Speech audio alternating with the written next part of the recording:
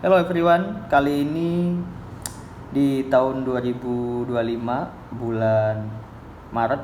Hari ini menjelang lebaran, mungkin sekitar kurang dari satu mingguan lah ya. Gue juga nggak tahu video ini bakal publish ke kalian itu kapan. Dan mungkin aja gue nonton video ini lagi di beberapa tahun ke depan. Gue lagi nyoba buat bikin konten YouTube tapi yang simple. Gue ngerasa kalau konten-konten di zaman sekarang, nggak tahu mungkin ini cuman berlaku di FYP gue doang, rasanya tuh kayak orang-orang udah mulai banyak berlomba untuk bikin konten yang editingnya tuh cakep-cakep banget gitu, yang mereka tuh effort gitu-gitu. Tapi di sisi lain, sesuatu yang bakal rame penonton dan bakal sering muncul di beranda dan itu bakal banyak peminatnya, bahkan relate sama kehidupan, justru yang editannya itu menurut gua mentahan gitu loh, masih raw gitu. Rasanya kayak balik lagi ke 5 tahun ke belakang, dimana YouTube itu masih era-eranya masih belum banyak editor video gitu ya. Makin kesini makin banyak konten-konten pendek yang mereka cuma joget-joget doang, mereka bisa viral dan segala macamnya. Kayaknya kembali lagi ke situ, konten-konten yang alami, konten-konten yang menceritakan tentang kehidupan. Kayak gue lagi sering nontonin ini deh, siapa, Kevin Anggara. Kevin Anggara tuh nggak tahu kenapa dia tuh dia apa adanya. Bahkan video terakhir dia yang ada tulisan thumbnail 28 gitu ya, itu dia menceritakan kalau lu nyari gua di video ini terus ternyata lu nggak bisa mendapatkan ekspektasi kalian, ya nggak usah nonton gitu. Ibarat kayak orang ke rumah kita terus masuk, ya udah yang ada di rumah kita ya ini gitu loh, nggak ada yang tiba-tiba diada-adain gitu. Kalau emang adanya kursi, meja, dan pot bunga gitu, ya udah nggak usah dibela-belain ada mobil, ada motor segala macem. Kalau emang nggak ada ya udah nggak ada. Dan konten kali ini gue juga nggak tahu mau ngebahas apa, tapi yang jelas kalau kalian bisa lihat di kamera belakang gue ya, di hari ini agak lumayan sibuk ya. Nggak juga sih, maksudnya otak gue tuh banyak banget rencana. Kayak kebetulan planning yang dikasih sama Koko Will tuh, bos gua yang sekarang itu, dia lagi pengen ngaktifin Facebook Pro. Anjay, kayak ibu-ibu gitu ya. Maksudnya pengen lebih diaktifin, udah ada sih, udah aktif juga dan followernya juga udah 11.000. Jadi pengen diaktifin sama tim. Terus juga planning kedua juga gua hari ini juga pengen bikin YouTube, nggak tahu ya. Pengen aja gitu ya, walaupun terlambat seenggaknya gue ada gitu. Di samping gue sih ada teman gue nih, nggak tahu gue ngonten tiba-tiba dia diem aja. Biasanya mah ngoceh mulu kan.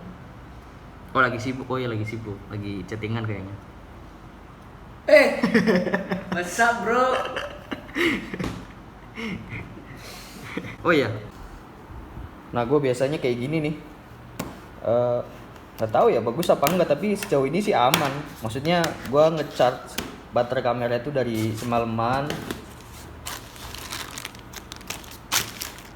niatnya buat ngonten hari ini karena lagi sering banget kita lagi ngumpulin footage untuk konten itu diupload di lebaran nanti, seakan-akan itu postingan lebaran ya. Mungkin kalau kalian yang penasaran sama karya-karya dari kantor ini, oke, kalian bisa lihat di channelnya ini aja, Koko Kuliner. Bukan promosi sih. Nah, jeleknya dari kamera depan di handphone gua itu kayak gini nih. Kalau lo bisa lihat di belakang gua ini, kalau ada cahaya tuh dia nggak bagus gitu dynamic range-nya. Jadi muka gua bakal jadi lebih gelap gitu. Makanya gua pasti diimbangin dengan background yang dia nggak munculin cahaya gitu. Jadi di kerjaan gua itu, bos gua suka banget sama brand Canon. Ini Canon EOS RP by the way. Dan memang lensanya masih lensa kit standar ya. Kalau ada yang nanya lensa itu penting nggak atau enggak, dari awal dulu deh, gear itu, alat yang kita pakai untuk konten itu penting nggak? Kalau untuk pemula yang lu mau mulai ngonten dan adanya apa ya, menurut gua pakai aja yang ada. Kayak gua gini, gua juga belum punya kesempatan untuk membeli alat yang proper kayak kamera. Padahal ya gue kerja itu udah ke beberapa tempat dan gue merasakan alat-alat yang lumayan proper dan harganya gak masuk akal di gue, kayak udah 10 juta ke atas gitu loh. Tapi ya takdir aja gue belum bisa beli. untuk pribadi gitu.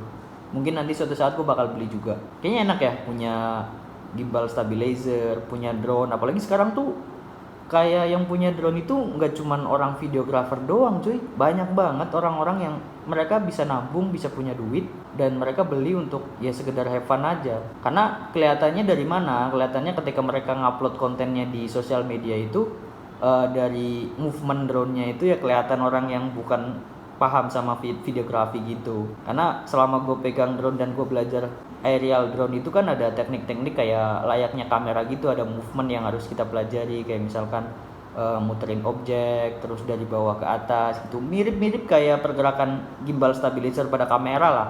Kalau untuk yang balik lagi ya, kalau untuk yang mau mulai ya menurut gue pakai yang ada aja dulu. Karena gue juga beberapa kali ngeliat konten kreator Instagram dan TikTok ada yang dia pakai Android. Gue bukan meremehkan Android ya, cuman kalau lu emang suka pada videografi, kalau lu emang suka di konten editing, harusnya lu dengan alat apapun lu bisa belajar gimana sih caranya menghasilkan visual yang bagus. At least walaupun lu pakai handphone yang Android, yang dimana kenapa Android biasanya sering diejek karena dia nggak punya stabilizer gitu ya. Ya udah, kita pakai tripod, kita pakein cahaya manual bisa gitu loh.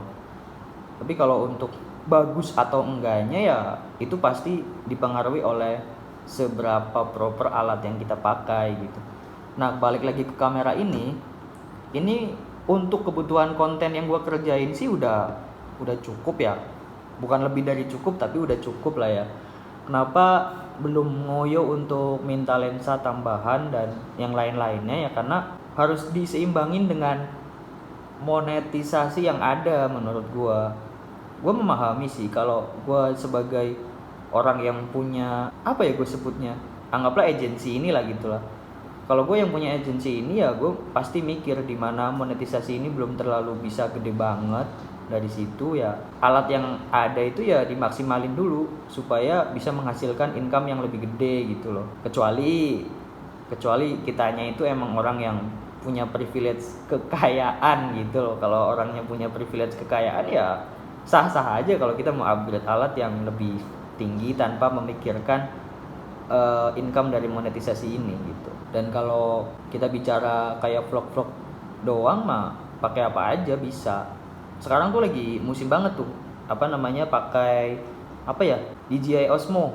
Ya, DJI Osmo Pocket itu lagi musim banget. Banyak orang yang beli buat sekedar ngevlog dan konten sosmed. Padahal dulu gue tahu DJI Osmo itu kayaknya tahun berapa ya? 2000 berapa ya? Sebelum Covid malah kayaknya deh. Dan gue nyari ada DJI Osmo yang pertama kali gue lihat itu dia kameranya tuh bundar gede banget kayak segenggam gitu loh. Tapi dia nggak ada layarnya, dia langsung harus disambungin pakai handphone gitu loh. Tapi gue nyari sekarang di marketplace nggak ada cuy, nggak ada, sama sekali nggak ada. Dan gue lupa lagi namanya apa, serinya apa, tipenya apa gitu.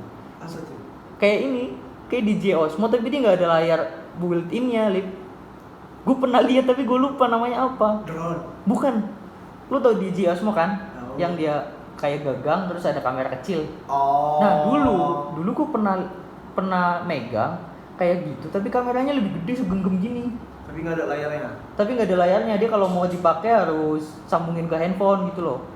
Oh. Dan sekarang gue nyari bingung nggak ada. Gue lupa. Harusnya di DJI ya. Cuman kalau dulu bukan DJI, apalagi brand yang bagus begitu. Kalau GoPro kan dia mainnya di action cam ya. Kalau sekarang mungkin DJI udah hampir semuanya. Yang belum kayaknya kamera doang nih. Kamera profesional mah DJI kayaknya belum ya. Bahkan di iklan-iklannya DJI aja suka pakai Sony biasanya dia. Ya gitu. Kalau kontennya konten daily vlog kayak di kerjaan gue ini contohnya ya masih pakai ini karena kebutuhannya ya hampir kayak daily vlog. Bedanya kalau yang lain daily vlognya tentang family, kalau di gue itu dia lebih ke review makanan gitu-gitulah. Jadi kontennya ya sama-sama aja kayak vlog gitu, nggak terlalu butuh yang gimana-gimana. Paling ya diakal-akalin dah, seandainya kamera ini masih punya kekurangan ya masih bisa diakalin dan itu masih cukup oke dipakai gitu.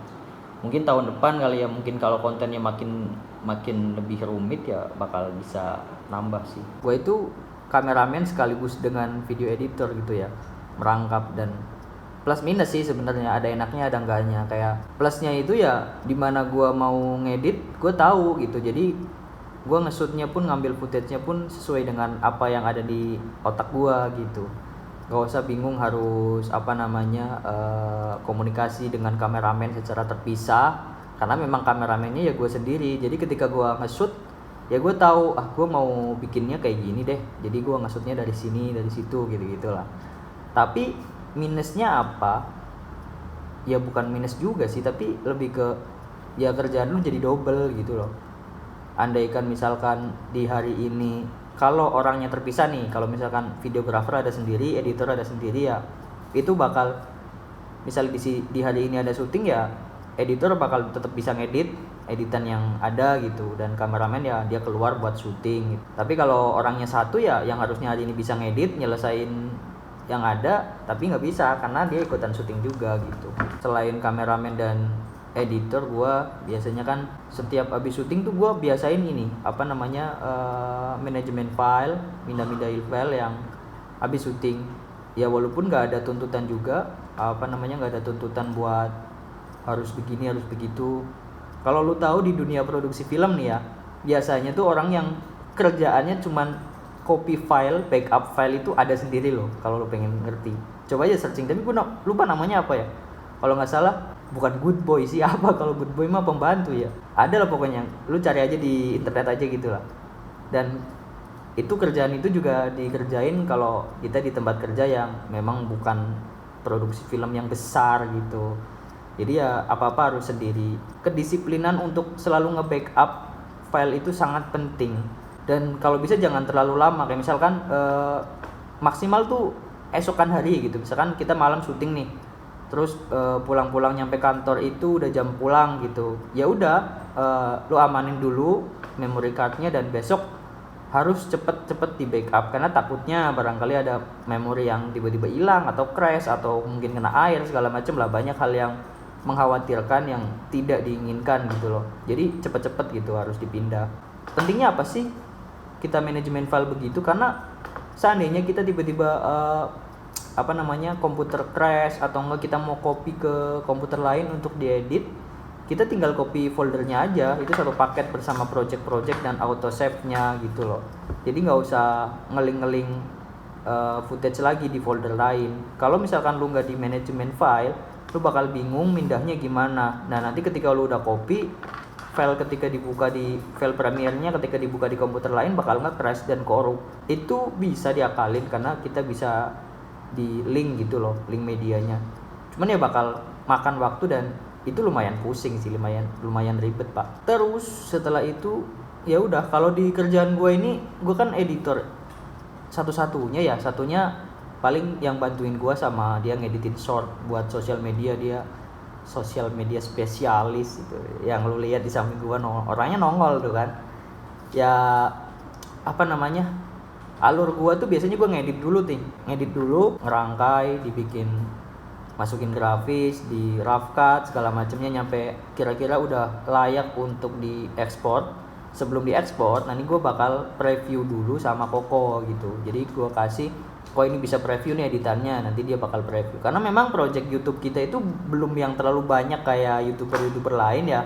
Jadi memang per satu project pasti dia preview gitu, beliau di preview, dan setelah itu baru ada revisiannya pun. Kalau awal-awal mungkin gue masuk kerja mungkin revisiannya kayak ini kayaknya kurang tepat deh, ini kayaknya harus dipindahin alur videonya gitu. Tapi lama-kelamaan ya karena emang udah udah sinkron lah antara ide gue sama ide Koko, ya akhirnya paling yang di revisi itu paling cut-nya gitu. Mungkin Koko ada yang ini nggak mau dimasukin nih, jadi Koko cut, dihapus, nanti biar gue yang rapiin lagi gitu. Setelah itu baru diekspor, gue bikin thumbnail juga by the way, tapi untuk masalah upload masih di Koko yang megang kendali penuh gitu.